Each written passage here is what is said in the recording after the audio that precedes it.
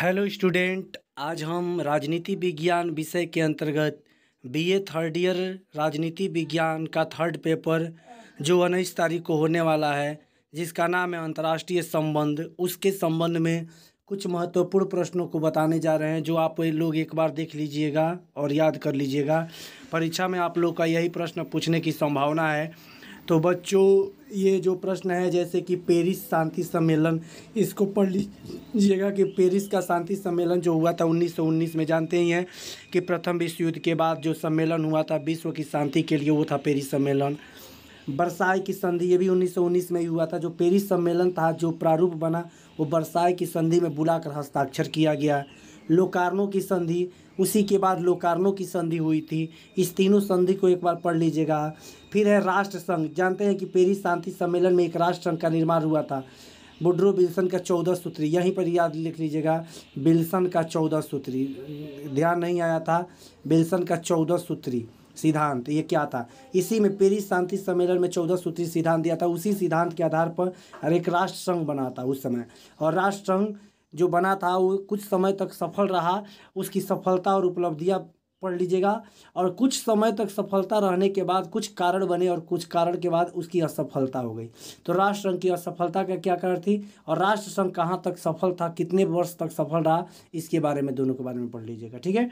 उसके बाद द्वितीय विश्व युद्ध के कारण, यानी जब राष्ट्र संघ असफल होता है उसी बीच द्वितीय विश्व युद्ध होता है। और उस द्वितीय विश्व युद्ध के क्या कारण थे, जो 1939 से 1945 तक चलता है। 1939 से 45 तक द्वितीय विश्व युद्ध चलता है। और द्वितीय विश्व युद्ध चलता है तो वही पूछ रहा है कि आखिर में इसके क्या कारण थे। शुरू में कुछ न कुछ तो कारण होंगे जिस कारण से द्वितीय विश्व युद्ध हुआ, ठीक है। उसके बाद है संयुक्त राष्ट्र संघ की स्थापना, उद्देश्य तथा अंग। संयुक्त राष्ट्र संघ बना द्वितीय विश्व युद्ध के बाद। जैसे प्रथम विश्व युद्ध के बाद राष्ट्र संघ बना, वैसे ही द्वितीय विश्व युद्ध के बाद संयुक्त राष्ट्र संघ बना। देखिएगा बच्चों, पूछेगा प्रश्न तो याद रखिएगा कि राष्ट्र संघ पूछ रहा है कि संयुक्त राष्ट्र संघ पूछ रहा है। तो संयुक्त राष्ट्र संघ 1945 में आता है। 24 अक्टूबर 1945 को इसकी स्थापना होती है। उसका उद्देश्य क्या था और अंग, इसके 6 अंग है बच्चों। महासभा, सुरक्षा परिषद, न्याय परिषद, अंतर्राष्ट्रीय न्यायालय, इस सबको याद करिएगा, 6 के 6 अंग को, क्योंकि 6 अंग में से एक पर टिप्पणी बना देगा। याद रखिएगा, 6 अंग को जब संयुक्त राष्ट्र संघ आप लोग पढ़ेंगे, उसी में जब उसका अंग पढ़ेंगे तो 6 अंग है। 6 अंग को बढ़िया से पढ़ लीजिएगा।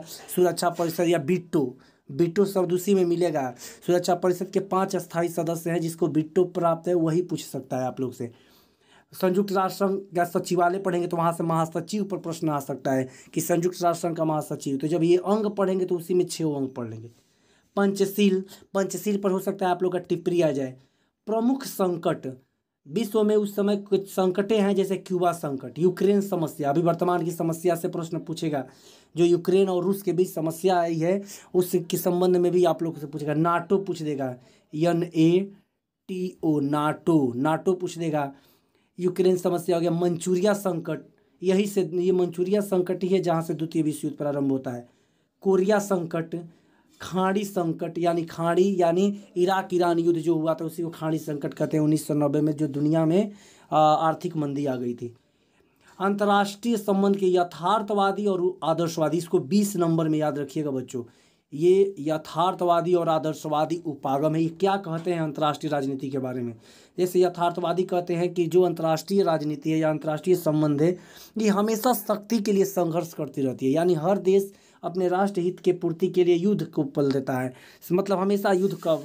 और आदर्शवादी कहते हैं कि नहीं, संधि और समझौता होना चाहिए। अगर अपने राष्ट्र के हित की पूर्ति करनी है तो दूसरे देशों के साथ संधि और समझौता कीजिए, न कि युद्ध कीजिए, ठीक है बच्चों। तो इस दोनों के विचारधारा है। क्षेत्रीय संगठन, कुछ क्षेत्रीय संगठनों से प्रश्न पूछता है, जैसे ASEAN, SAARC, European Union, WTO, IMF, विश्व बैंक। ये अब लगभग इससे 1-2 पर आप लोग का टिप्पणी आ सकता है, प्रश्न पूछ सकता है, इसको याद रखिएगा। फिर गुट निरपेक्षता, द्वितीय विश्व युद्ध के बाद जब दुनिया में अमेरिका और सोवियत संघ जब अस्तित्व में आते हैं तो सब देशों को अपनी ओर आकर्षित करते हैं। तो जो 9 स्वतंत्र देश है, जिसको तीसरी दुनिया का देश कहते हैं, ये तीसरी दुनिया का देश एक विचार देते हैं जिसका नाम देते हैं गुट निरपेक्षता, यानी हम लोग दोनों गुट में से किसी गुट में शामिल नहीं होंगे और अपने स्वतंत्र विचार रखेंगे। शीत युद्ध, द्वितीय विश्व युद्ध शस्त्र से युद्ध लड़ा गया था। उसके बाद अमेरिका और रूस में विचारधारा की लड़ाई चलती है, यानी ये शीत युद्ध उसको कहते हैं। शीत युद्ध का मतलब होता है कि वास्तविक युद्ध शस्त्र से युद्ध नहीं होता है, लेकिन हमेशा दिमाग में युद्ध जैसी स्थिति बनी रहती है।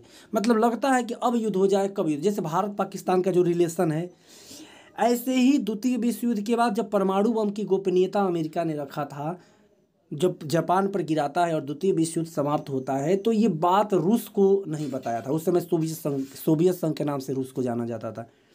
यह उसे बहुत बड़ी दुख लगा कि हम मित्र राष्ट्र के रूप में लड़ रहे हैं और हमें इतनी बड़ी गोपनीयता बनाए।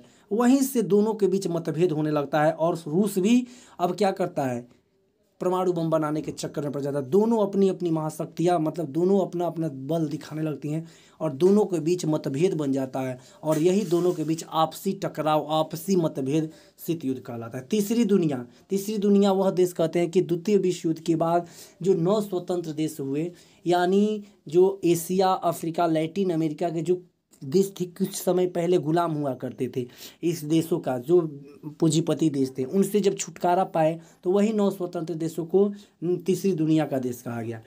नई अंतर्राष्ट्रीय अर्थव्यवस्था के बारे में आप लोग पढ़ लीजिएगा। ये था मुख्य प्रश्न जो आप लोग एक बार देख लीजिएगा परीक्षा के दृष्टिकोण से। इतना वीडियो बनाने के लिए, तब तक के लिए धन्यवाद बच्चों। इस वीडियो को देख लीजिएगा, धन्यवाद।